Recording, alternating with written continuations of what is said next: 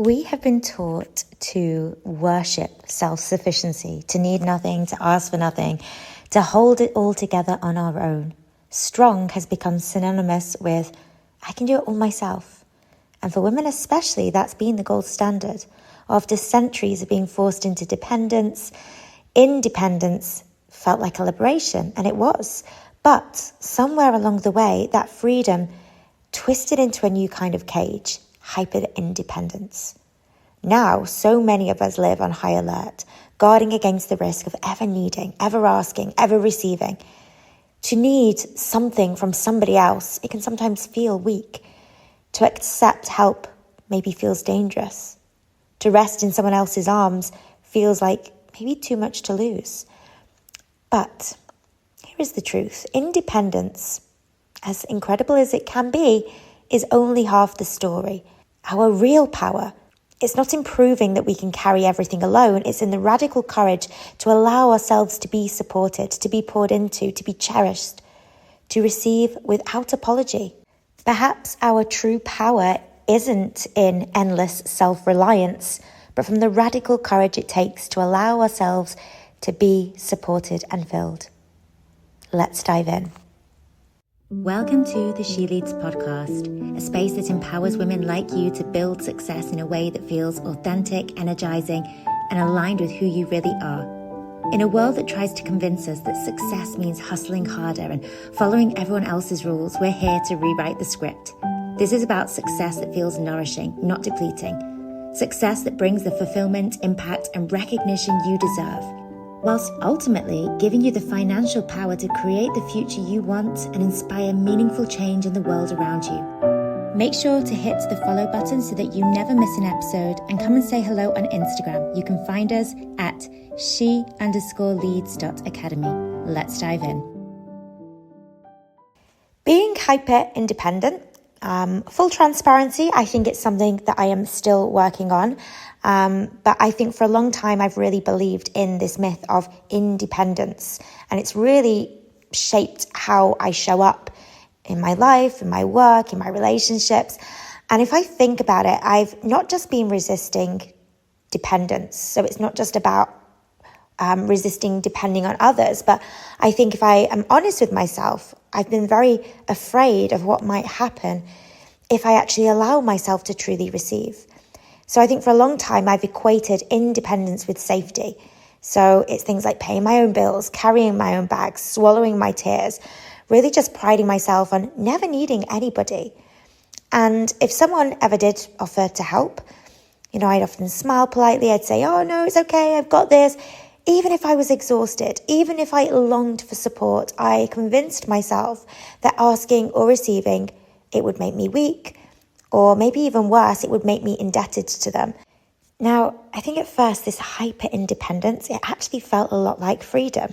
If I didn't have to rely on anyone, then I was in control. I could handle my own bills. I could run my business. I could make my own choices without waiting for permission from anybody or risking disappointment. Financially, it meant more security. In my work, it meant no one could limit my vision. And independence really, it felt like this safety net. It was kind of my guarantee that I'm not going to be caught off guard or abandoned or left empty-handed. And so I wore my hyper-independence like an armor. So if I did everything myself, then no one could take anything away from me. Nobody could disappoint me. If I kept my walls high, then no one could hurt me. And I think for a while it did work, and it did look powerful from the outside because people would admire how strong I was, how much I could juggle, how I seemed to have it all together, hold it all together. And really, I admired myself for it too. Like, those were the things I prided myself about. And I did think, this is what freedom feels like. But I didn't realize that this version of independence wasn't actually freedom at all. It was control. It was fear disguised as strength. And it was actually meeting my husband. That was actually probably one of the most profound invitations into receiving I've ever experienced. He is somebody by nature who loves to pour into me, not to control me, not to keep score, not to hold power over me, but simply because that's how his heart works. He loves me, and giving is one of the ways that he expresses his love.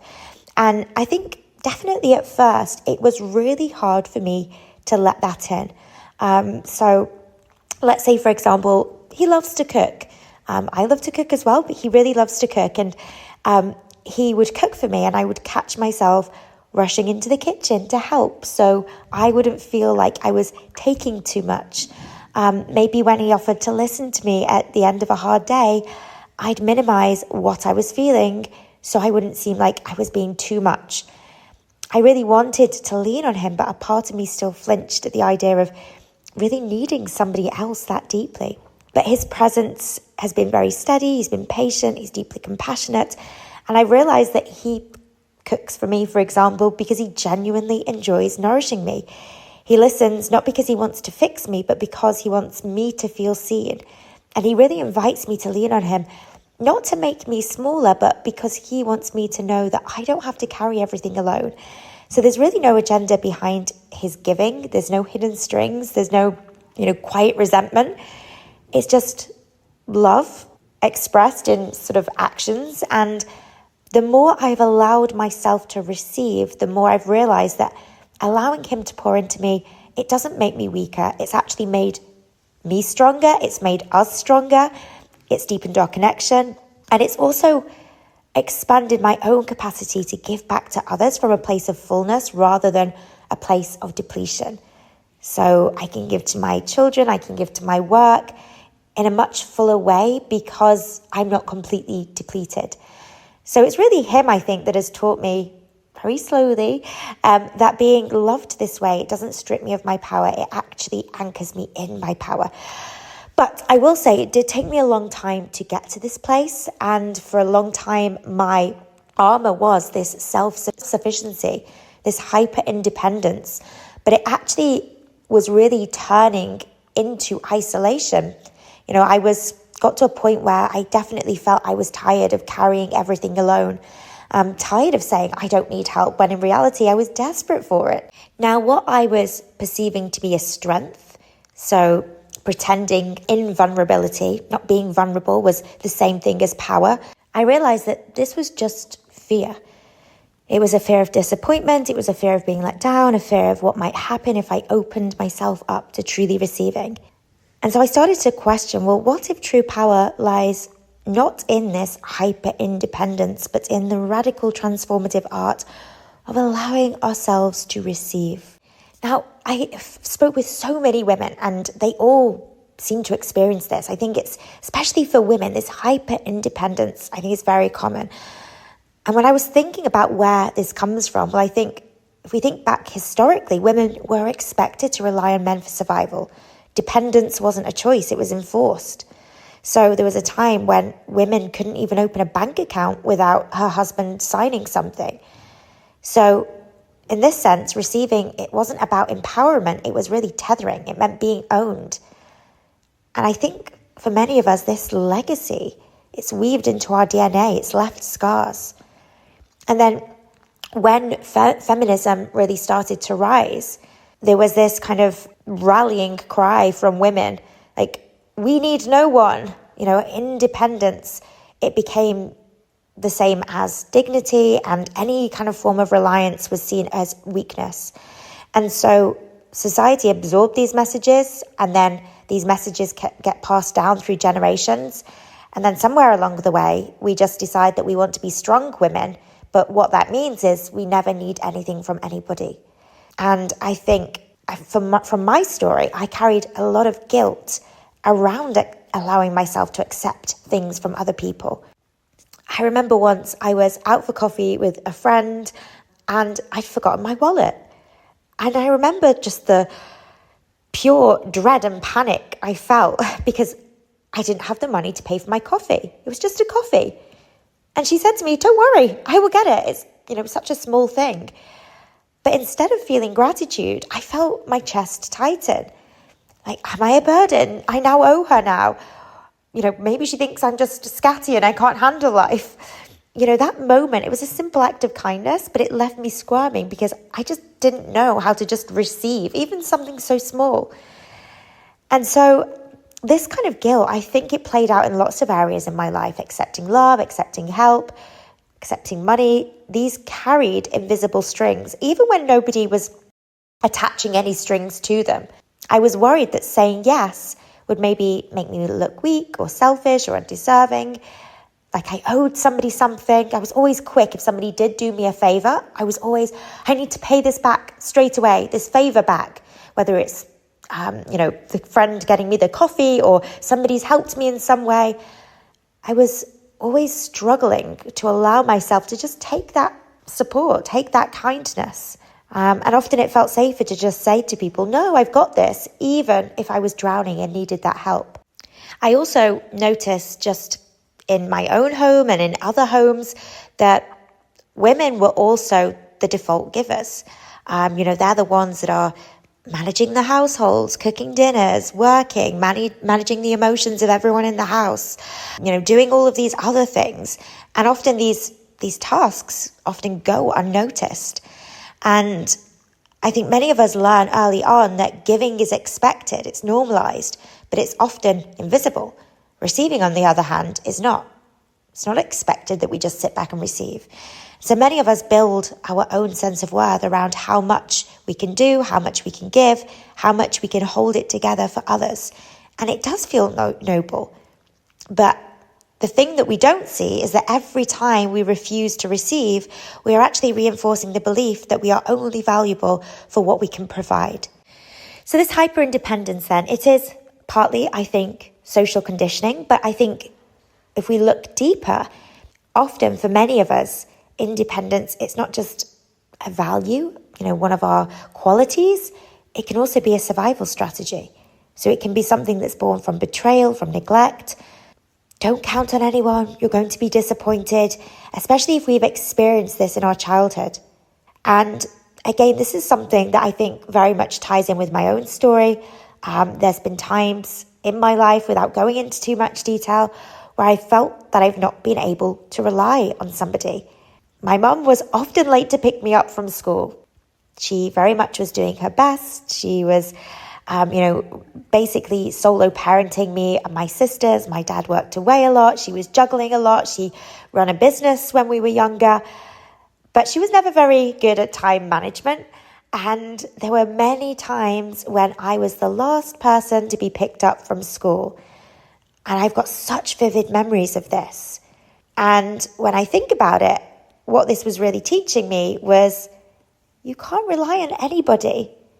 Even the people that are closest to you, don't expect them to show up when you actually need them. Don't count on anybody because you're going to be disappointed. I actually remember when I was at university and I was moving from one apartment to another.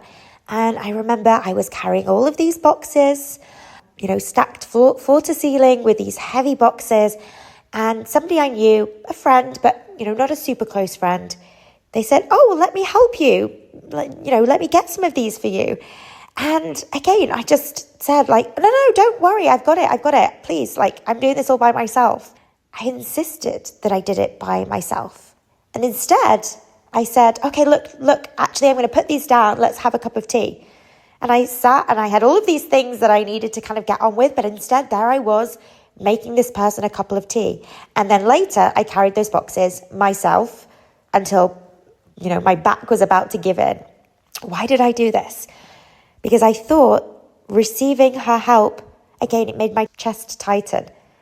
What if she resented me for accepting this help? What if she didn't actually want to help and I was becoming a burden and she would quietly judge me? It felt safer to prove that I didn't need anybody. And this is the illusion of safety that hyper-independence offers. Control feels like protection, but in reality, it's isolating. I've isolated people in my life because I've not been willing to allow them in. And this armor that we often wear to avoid disappointment, it doesn't just keep out betrayal, but it also keeps out intimacy, softness, ease. So the cost of this defense is really steep because for me, burnout became my baseline. I was carrying everything alone, even when help was freely offered. And then what happens is loneliness can creep in because even when you're surrounded by people, if you're not allowing yourself to be vulnerable enough to let them in, you're isolating yourself. So, yes, I was telling myself I was free, but the truth is I was trapped, not by others, but this cage, basically, of my own hyper-independence. Now, I think from my own relationship with being independent, I think one of the greatest misconceptions about receiving is that it's this passive thing. When you receive, you're simply being acted upon. You're placed in a dependent position. And I think really this is a cultural distortion. True receiving, I don't think it's about a collapse. It's not resignation. It's not just taking whatever you can get. I think in its healthiest form, receiving is one of the most active choices you can actually make. And I think we need to be reminded that to receive is to choose. It's not about giving up our control or our agency. It's actually opening ourselves up selectively and intentionally to do what we desire and what we are willing to hold. Receiving is really discernment in action. So maybe it's seeing a gift and saying, oh yes, I'm willing to accept this, or I'm not willing to accept that. This boundary remains firm. Receiving is really asking you to know yourself deeply enough to decide what belongs in your body, your heart, your home, your life, and really what doesn't. And this is why receiving requires strength. It takes awareness, clarity, courage to say yes with your whole being. And it takes just as much to say no when something isn't aligned. So receiving isn't submission. For me, I think it's sovereignty. It's the art of filtering what comes towards you and metabolizing what you choose to let in. So kind of think of the difference between, let's say, a sponge and a womb. A sponge, it just soaks up whatever it touches. It doesn't discriminate. But the womb does not collapse or take in everything blindly. It receives only when the conditions are right. And when it does receive, it doesn't just hold, it transforms. So what is received is alchemized into something new. And that's the model of feminine receiving. It's discerning, it's sovereign, it's transformative. So for me, this realization really was a turning point. So I'd always imagined that to receive meant giving up my power. If somebody helped me or loved me or gave me money or even just complimented me, I feared it would place me in a position of obligation, that I'd have to repay them, I'd have to perform, I'd have to submit. But the truth is, when I receive consciously, I'm not losing my power, I'm actually exercising my power. Receiving becomes this declaration. I get to decide what enters my life, and I trust myself to hold it, to use it, release it as I see fit. And in this way, receiving is not only about gifts or support. It's not just about, letting someone carry your groceries or pay you a compliment or, help out with something. At its core, receiving is about reclaiming the authority to filter your own experience of the world. And I think many of us have been conditioned to think that we have only two options: either reject everything that comes our way to just prove that we're really strong, or accept everything indiscriminately to avoid conflict or just to appear really grateful. And both of these extremes, they rob us of our sovereignty. Now, for me, radical receiving is something that offers an alternative, a third way. It says, I get to decide what enters my system, my body, my heart, my mind, my life, my spirit. I receive what nourishes me, and I also have the option to decline what drains me. And I'm not going to apologize for the difference. So this is the pivot between being acted upon and being an active participant in how life moves through you. So when you're acted upon, you're in a reactive mode. You're pushed, you're pulled, you're shaped by other people's agendas or expectations or projections. But when you receive consciously, you are in authorship. You become the gatekeeper of your own energy. So imagine how this can shift the dynamic. Let's say somebody compliments you. It doesn't have to be brushed away or just swallowed awkwardly. You get to choose to receive it as truth and let it soften something inside of you. Let's say somebody gives you a gift. This doesn't make you indebted. You can choose to receive it as love freely given, nothing more, nothing less. Even feedback doesn't have to wound you. You can choose to receive only what resonates as growth and leave the rest at the door. So if somebody criticizes you, it is your choice whether you decide to receive that or not. And some criticism obviously can be very productive, but some we can choose to leave at the door. So in this way, receiving, it becomes this spiritual practice of discernment. It's how we train ourselves to live from choice rather than from conditioning. So it's how we learn to metabolize life on our own terms. Now, I think we live in this culture that really glorifies extremes. So it's either hyper-independence or it's dependence on others. We're either super strong or, we're seen as weak. Giving or taking. And women are kind of told to choose. Either stand alone to prove your power or collapse into reliance and risk losing yourself. But I don't think there needs to be sort of these extremes. Receiving doesn't need to be about helplessness, nor is it about hoarding or entitlement. It's about stepping into the natural rhythm of exchange that life is built upon. So if we think of breath itself is a cycle of receiving and giving. We inhale, we exhale. Nature, it thrives through reciprocity. Trees release oxygen, we breathe it in. Every ecosystem depends on this mutual flow. So why would we be any different? If we see this in nature, why do we go against this?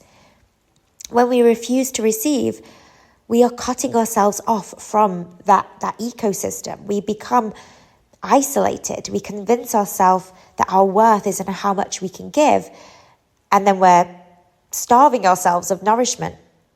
But when we allow ourselves to receive, we're able to rejoin this ecosystem again.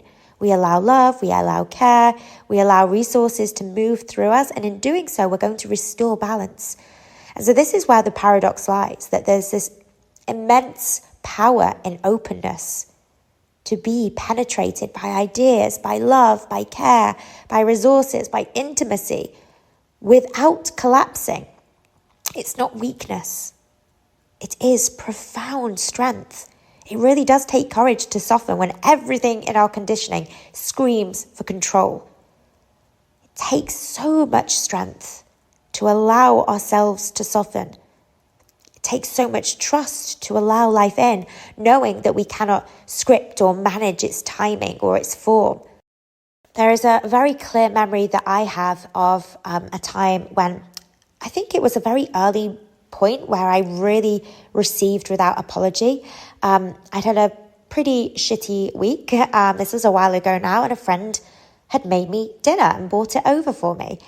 And instead of insisting I was fine, I just allowed her to nourish me, to sit with me, pour me a glass of wine, just sit there and listen without kind of offering advice, just, holding space for me. And yes, maybe something in me did resist. That old voice saying, you should be the one giving. She's come over to your house. You should be pouring her the glass of wine. Don't be needy. But I stayed open. I allowed for this kind gesture. I allowed myself to be nourished. And I realized that my friend wasn't diminished by giving. She was actually lit up by it. She loved being in that role. So by receiving fully, I was actually giving her the gift of being received. So this is the thing with this interdependence. Our openness, it doesn't weaken us. It actually strengthens the bond between us and somebody else. It doesn't strip us of our power. It expands our power because it allows connection to flow, maybe where we once would have isolated ourselves. And let's just imagine for a moment if we had a culture that was built on this truth, a culture where women don't just give endlessly until they're depleted, but receive so fully that they overflow, where resources, love, care, wisdom, they move in this continuous cycle rather than just pooling into the hands of a few, where receiving is not an act of shame, but it's an act of leadership. This is the vision that I would like to see in the world, not hyper-independence at all costs, nor dependence without choice, but this radical interdependence where receiving is honored as much as giving. So ladies, I hope what I shared today resonated with you. As always, please come and say hello over on my Instagram, Dani_Watson_coaching. I love to receive your messages and your kind words. And also if you have any recommendations of what you would like to hear on this show, please do let me know. Thank you so much for tuning in, and I will catch you on the next episode. If today's episode lit something up in you and you are ready to build a coaching business that not only changes lives but creates the income and freedom you deserve, then right now you can request a free trial of our She Leads Academy coach training. To get your free trial, just head over to Instagram and visit us at she_leads.academy. You will find the link to the free trial in our bio. I cannot wait to see what's possible for you.